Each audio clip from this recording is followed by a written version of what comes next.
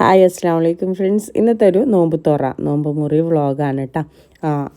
എൻ്റെ അമ്മായിൻ്റെ അടുത്ത് നോമ്പ് തുറയുണ്ടായിരുന്നു. അപ്പോൾ അതിന് വേണ്ടിയിട്ടുള്ള കുറച്ച് പ്രിപ്പറേഷനും കാര്യങ്ങളാണ് കേട്ടോ. ആദ്യം തന്നെ എപ്പോഴത്തെയും പോലെ എനിക്ക് കിട്ടിയിട്ടുള്ള ഇന്നത്തെ ടാസ്ക് എന്ന് പറയുന്നത് കസ്റ്റർഡ് ആക്കുക എന്നുള്ളതാണ് കേട്ടോ. അപ്പോൾ ഞാൻ കസ്റ്റർഡ് ആക്കാൻ വേണ്ടിയിട്ട് ഒരു പാക്കറ്റ് കസ്റ്റർഡ് പൗഡർ എടുത്തിട്ടുണ്ട്. അതിലേക്ക് ബേക്കേഴ്സിൻ്റെ 100 ഗ്രാമിൻ്റെ കസ്റ്റർഡ് പൗഡറാണ് കേട്ടോ. അതിലേക്ക് കുറച്ച് പാൽ, ഒരു പാക്കറ്റ് പാലിൽ നിന്ന് കുറച്ച് പൊട്ടിച്ചൊഴിച്ചിട്ട് ഇതൊന്ന് മിക്സാക്കി വെക്കുകയാണ് കേട്ടോ ആദ്യം ചെയ്യുന്നത്. ഇന്ന് രാവിലെ ഉറങ്ങിയെണിക്കുന്ന സമയത്ത് തന്നെ കോളുണ്ട് അമ്മായിൻ്റെ ആണ്, ഇന്ന് നോമ്പ് മുറിക്കാനൊന്നും ആക്കണ്ട, ഇങ്ങോട്ട് വന്നാൽ മതി എന്ന് മാത്രം പറഞ്ഞിട്ട്. അപ്പോൾ ഞാൻ പറഞ്ഞു ഞാനെന്നാൽ കസ്റ്റർഡായിട്ട് ആക്കാമെന്ന് പറഞ്ഞു. അപ്പോൾ വേണ്ട എല്ലാം ഇവിടുന്ന് തന്നെ ആക്കാമെന്ന്. പക്ഷേ എല്ലാം ഒരു സ്ഥലത്തു നിന്ന് ആക്കാതെ ഒരാൾ കൊണ്ടുപോയിട്ടുണ്ടെങ്കിൽ നല്ല പണിക്ക് സമാധാനം കിട്ടുമെന്നാണ് ഞാൻ വിചാരിച്ചിട്ടുണ്ടായിരുന്നത്. എന്നാലും അമ്മായി പറഞ്ഞു ഓക്കെ എന്നാൽ നീ കസ്റ്റർഡ് ആക്കിക്കോ, കസ്റ്റർഡ് മാത്രം ആക്കിയിട്ട് ബാക്കി ഫ്രൂട്ട്സ് എല്ലാം ഇടുന്ന് കട്ട് ചെയ്തിടാമെന്ന് പറഞ്ഞു. അങ്ങനെ ഞാൻ കസ്റ്റർഡ് മാത്രം ആക്കാൻ വേണ്ടിയിട്ട് സെറ്റായതാണ് കേട്ടോ. കസ്റ്റർഡ് ആക്കാൻ നിൽക്കുമ്പോഴേക്ക് എല്ലാ സാധനവും അമ്മായിനെ കൊടുത്തയച്ചിട്ടുണ്ടായിരുന്നു. പാല്, കണ്ടൻസ് മിൽക്ക് അങ്ങനെയുള്ള സാധനങ്ങളൊക്കെ കൊടുത്തയച്ചിട്ടുണ്ടായിരുന്നു. പിന്നെ ഞാൻ ഇതാക്കേണ്ട പണി മാത്രമേ എനിക്ക് ഉണ്ടായിട്ടുള്ളൂ കേട്ടോ. അപ്പോൾ ഇതാ കസ്റ്റർഡ് ഞാനൊന്ന് മിക്സ് ചെയ്ത് വെക്കുകയാണ്. കുറച്ച് പാലും ഒരു പാക്കറ്റ് 100 ഗ്രാമിൻ്റെ ഒരു പാക്കറ്റ് കസ്റ്റർഡും കൂടി മിക്സ് ചെയ്ത് വെക്കുന്നുണ്ട്. ഇതിങ്ങനെ മിക്സ് ചെയ്യാതെ ഡയറക്റ്റ് പാലിലേക്ക് ഒഴിച്ചു കൊടുത്താൽ അത് നമുക്ക് ഇങ്ങനെ കട്ടകളായി നിൽക്കും.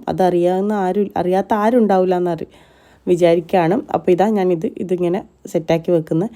ഇനി ഒരു പാത്രത്തിലേക്ക് നമുക്ക് കസ്റ്റർഡ് തയ്യാറാക്കാൻ വേണ്ടിയിട്ടുള്ള പാല് ചേർത്ത് കൊടുക്കണം. ആദ്യം തന്നെ അതിന് വേണ്ടിയിട്ട് ഞാൻ 4 പാക്കറ്റ് പാലാണ് എടുത്തിട്ടുള്ളത്. 5 പാക്കറ്റ് ഒഴിച്ചിട്ടുണ്ട്. കേട്ടോ 4 പാക്കറ്റും നമ്മുടെ കസ്റ്റർഡ് മിക്സിലേക്ക് ഒരു പാക്കറ്റിൽ പകുതി ഒഴിച്ചിട്ടുണ്ടായിട്ടേ അതിൻ്റെ ബാക്കി ഇതിലേക്ക് ഒഴിച്ചിട്ടുണ്ടായിന്. അങ്ങനെ 5 പാക്കറ്റ് പാല് ഒഴിച്ചു കൊടുക്കുന്നുണ്ട് കേട്ടോ. ഇനി ഇത് അടുപ്പിൽ വെച്ചിട്ട് ഇളക്കി കൊടുക്കുക എന്നുള്ളതാണ് ഏറ്റവും വലിയ ടാസ്ക്. കുറുകി വരണം. ഒരിക്കലും നമുക്ക് ഇവിടുന്ന് കൈ ഇളക്കാനും പറ്റൂല, കാരണം അടിക്ക് പിടിക്കും. കസ്റ്റർഡാണല്ലോ. പാല് തീമ വെച്ച ശേഷം കസ്റ്റർഡ് മിക്സും കൂടി ഒഴിച്ചിട്ട് നല്ലപോലെ ഇളക്കി കൊടുക്കുകയാണ് വേണ്ടത്. ഞാൻ അതിൻ്റെ ഡീറ്റെയിൽ വീഡിയോ കസ്റ്റർഡ് ഫ്രൂട്ട് സലാഡിൻ്റെ വീഡിയോ ഞാൻ മുമ്പ് ചെയ്തിട്ടുണ്ട്. അതുകൊണ്ടാണ് അതിൻ്റെ ഡീറ്റെയിൽ ആയിട്ട് കൊടുക്കാതുന്നത്. അപ്പോൾ ജസ്റ്റ് നമ്മുടെ പാലടുപ്പത്ത് വെച്ചിട്ട് ഈ കസ്റ്റർഡ് മിക്സും അതിലേക്ക് ഒഴിച്ചിട്ട് ആവശ്യത്തിന് പഞ്ചസാരയും കൂടി ചേർത്ത് കൊടുക്കുക. ഞാനിതിലേക്ക് 3 കപ്പ് പഞ്ചസാരയാണ് കേട്ടോ ചേർത്ത് കൊടുത്തിട്ടുണ്ടായിരുന്നത്. 5 കപ്പിന് 3 കപ്പ് പഞ്ചസാര, പിന്നെ കണ്ടൻസ് മിൽക്കും ഒഴിച്ചു കൊടുത്തിട്ടുണ്ടായിരുന്നു. എല്ലാം കൂടി ഒഴിച്ചിട്ട് ഇത് ഇളക്കിക്കൊണ്ടേയിരിക്കുക. അടി കട്ട പിടിക്കാതെ ഇളക്കി നമുക്ക് നല്ല തിക്കായിട്ട് വരണം. നമുക്ക് തോന്നണം ഇത് ഓക്കെ ആയി, കഴിക്കാൻ ഒഴിച്ച് കുടിക്കാനല്ലാതെ കോരി കുടിക്കാൻ പറ്റുന്ന ഒരു ടെക്സ്ചറിലാകുന്ന വരെ നമുക്കിത് ഇളക്കി കൊടുക്കാം. ഞാനിപ്പോൾ ഈ ടെക്സ്ചർ ആയിക്കഴിഞ്ഞാൽ ഇപ്പോൾ ഫ്ലെയിം ഓഫ് ചെയ്യുന്നുണ്ട്. പിന്നെ വീണ്ടും തിക്കാവും കേട്ടോ. രാവിലെ ആക്കിയോണ്ട് തന്നെ ഞാൻ ഫ്രിഡ്ജിൽ സെറ്റ് ചെയ്യാൻ വെച്ചിട്ടുണ്ടായിരുന്നു. ഫ്രിഡ്ജിൽ നിന്ന് തുറന്ന് നോക്കുമ്പോൾ ഈ ലെവലായിട്ടുണ്ട്. വൈകുന്നേരമാണ് പിന്നെ ഞാനിത് പുറത്തെടുത്തിട്ട് നേരെ അമ്മായിൻ്റെ അടുത്തേക്ക് പോവുകയാണ്. ആ കാണുന്നതാണ് കേട്ടോ അമ്മായിൻ്റെ പുര. എൻ്റെ പുരയ്ക്കുന്ന 3ാമത്തെ പുര, 4ാമത്തെ പുരയാണ് കേട്ടോ. അപ്പോൾ ഇവിടെ കയറുമ്പോഴുള്ള കാഴ്ച ഓരോരുത്തരും ഓരോരോ പണികളാണ് കേട്ടോ. കല്ലുമ്മക്കായ് പൊരിക്കുന്നുണ്ട്, മറ്റേ ചിക്കൻ്റെ ഒരപ്പം സ്പെഷ്യലാക്കിയിട്ട് പൊരിക്കുന്നുണ്ട്. ഓരോന്നായിട്ട് ഒരാൾ പൊരിക്കുന്നുണ്ട്. മാഷാഅല്ലാഹ് കല്ലുമ്മക്കായ് കാണുമ്പോൾ തന്നെ ഭയങ്കര സന്തോഷം. അത്രയും ഫേവറേറ്റാണ് എൻ്റെ.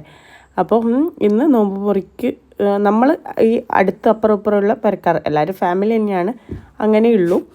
പിന്നെ ബാക്കി ഒരുപാട് കടിയാക്കിയിട്ട് കണ്ടിട്ട് എന്തിനാ എത്ര പാടാക്കിനെന്ന് കരുതണ്ട, പള്ളിയിലേക്ക് കൊടുക്കാൻ വേണ്ടിയിട്ടാണ് കേട്ടോ.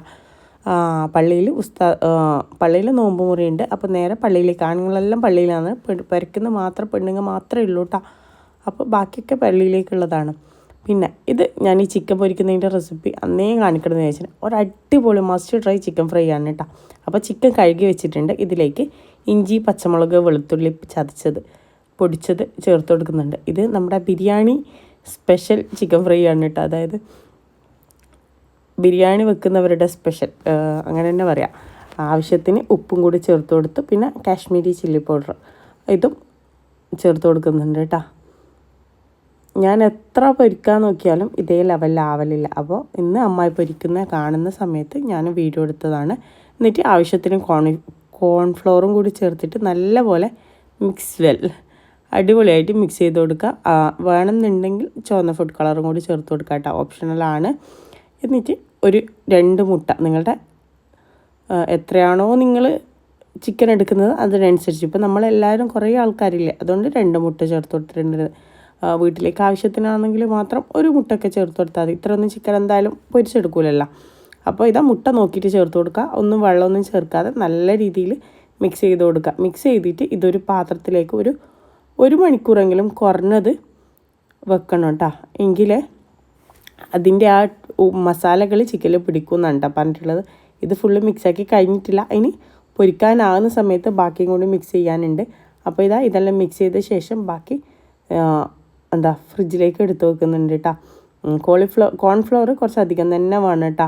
അതിലാണ് നമ്മുടെ ചിക്കൻ്റെ ടേസ്റ്റ് ബാലൻസ് ചെയ്ത് നിൽക്കുന്നത്.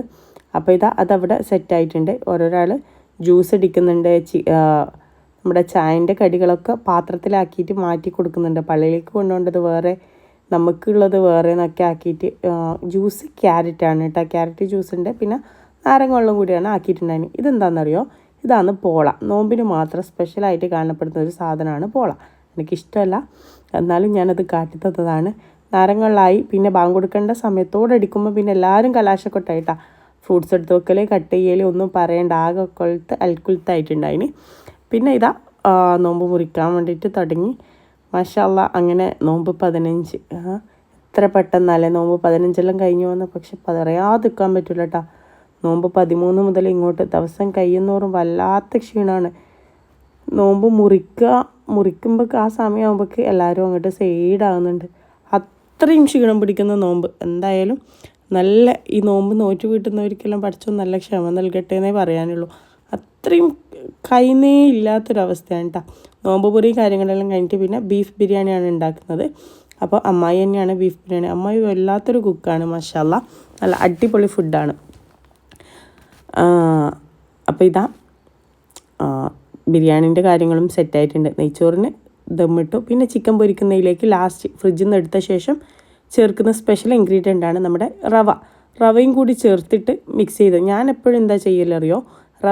റവയും കൂടി ചേർക്കലുണ്ട്. ഞാൻ ഈ സംഭവമൊക്കെ അമ്മേനോട് ചോദിച്ച് മനസ്സിലാക്കിയിട്ട് ഞാൻ ഫ്രൈ ചെയ്യൽ എല്ലാം ചെയ്ത് വെച്ചിട്ടാണ് ഫ്രിഡ്ജിൽ വെക്കൽ. പക്ഷേ ഇപ്പോഴാണ് ഇതിൻ്റെ സീക്രട്ട് മനസ്സിലായത്. പൊരിക്കാൻ പോകുന്ന സമയത്തെ നമ്മൾ കറിവേപ്പിലയും റവയും ചേർക്കാവൂ എന്നുള്ളത്. ഇപ്പോൾ ഇത് പൊരിച്ചു കോരലാണ്. നല്ല അടിപൊളി ക്രിസ്പായിട്ടുള്ള ചിക്കൻ ഫ്രൈ കേട്ടോ. അതാണ് എനിക്ക് എപ്പോഴും ഞാൻ പൊരിച്ചാൽ ഈ ഒരു ക്രിസ്പിനെസ് എനിക്ക് കിട്ടലില്ല. ഇപ്പം വ്യക്തമായിട്ട് മനസ്സിലായി. മാഷാ അല്ലാ, ഇനി ട്രൈ ചെയ്ത് നോക്കണം. അപ്പോൾ ചിക്കൻ ഫ്രൈയും ഇവിടെ റെഡി ആയിട്ടുണ്ട്. അപ്പോഴേക്ക് ചിക്കനൊക്കെ പൊരിക്കുന്ന സമയമാകുമ്പോഴേക്ക് ഒരാളായിട്ട് തറാവീഹ് കഴിഞ്ഞിട്ട് വന്നിട്ടുണ്ട് കേട്ടോ. പിന്നെ നമ്മുടെ കസ്റ്റഡിയില്ലേ, അതിനേക്ക് വേണ്ടിയിട്ടുള്ള നട്ട്സും ഫ്രൂട്ട്സൊക്കെ കട്ട് ചെയ്യുന്ന തിരക്കാണ്. അതെല്ലാം കൂടി മിക്സ് ചെയ്തു. ഇഷ്ടമുള്ള ഫ്രൂട്ട്സൊക്കെ എടുക്കുക. പൈനാപ്പിൾ ചേർക്കണ്ട കേട്ടോ. പൈനാപ്പിൾ ചേർത്താൽ കഴിക്കും. അത് ഫുഡ് കഴിക്കാൻ തുടങ്ങുന്ന സമയത്ത് ചേർത്താൽ കഴിക്കില്ല കേട്ടോ. അല്ലെങ്കിൽ നമ്മൾ ഡയറക്റ്റ് കുറേ നേരത്തെ ചേർത്ത് വെച്ചിട്ടുണ്ടെങ്കിൽ ഉറപ്പായിട്ടും കഴിക്കും. അതുകൊണ്ട് പൈനാപ്പിൾ ഒഴിവാക്കുന്നത് തന്നെയായിരിക്കും നല്ലത്. അങ്ങനെ ഫ്രൂട്ട്സ് എല്ലാം ചെയ്ത് മിക്സ് ചെയ്തിട്ട് കുറച്ചും കൂടി കണ്ടൻസ്ഡ് മിൽക്കും എല്ലാം കൂടി ചേർത്ത് കൊടുക്കുന്നുണ്ട് കേട്ടോ. എല്ലാം കൂടി നല്ലപോലെ മിക്സ് ചെയ്തിട്ട് വീണ്ടും ഫ്രിഡ്ജിലേക്ക് തന്നെ റെസ്റ്റ് ചെയ്യാനായിട്ട് വെക്കുന്നുണ്ട്. അല്ല എങ്കിൽ തണുപ്പില്ലാതെ ഒരു ടേസ്റ്റും ഉണ്ടാവില്ലല്ലോ. അതുകൊണ്ട് അതവിടെ സെറ്റാവാനായിട്ട് വെക്കുന്നുണ്ട്. നല്ല രസമുണ്ടായിന്. എല്ലാവരും കൂടി ചേർന്നിട്ടാകുമ്പോൾ വല്ലാത്തൊരു വൈബാണ്. ഒന്നും ഫുഡ് കഴിക്കുന്നതിലോ അങ്ങനെയുള്ള കാര്യങ്ങളിലല്ല, എല്ലാവരും കൂടി ചേർമ്പോഴുള്ള അരങ്ങ് നല്ല രസമാണ് കേട്ടോ. അപ്പോൾ ഇനി ഫുഡ് കൊടുക്കലാണ്. ബീഫിൻ്റെ മസാല ഇവിടെ റെഡി ആയിട്ടുണ്ട്. ഇതൊക്കെ ഞാൻ വരുമ്പോഴൊക്കെ ഇവിടെ സെറ്റായതാണ്. അതുകൊണ്ട് ഇതിൻ്റെ ഒന്നും വീഡിയോ എടുക്കാൻ പറ്റിയിട്ടുണ്ടായിട്ടില്ല. ഇതെല്ലാം നേരത്തെ ആയതുകൊണ്ട് ജസ്റ്റ് ഒന്ന് ചൂടാക്കുന്ന സമയത്ത് കുറച്ച് പെപ്പർ പൗഡർ റെഡിയാക്കുന്നുണ്ട്. പിന്നെ നമ്മുടെ ബിരിയാണിക്ക് വേണ്ടിയിട്ടുള്ള സാലഡ് തയ്യാറാക്കുന്നുണ്ട്. പൈനാപ്പിളും അനാറും കൂടിയിട്ടുള്ളതാണ് ഉണ്ടാക്കുന്നത്. അത് കട്ട് ചെയ്തെടുക്കലാണ്. ഇത് ചെറുതായിട്ട് കട്ട് ചെയ്തെടുക്കുക. പിന്നെ അനാറ്, പിന്നെ മല്ലിയില, കുരുമുളക്, സുർക്ക, വിനാഗിരി, ആവശ്യത്തിന് ഉപ്പ് കൂടി ചേർത്ത് കൊടുത്ത് മിക്സ് ചെയ്താൽ നമ്മുടെ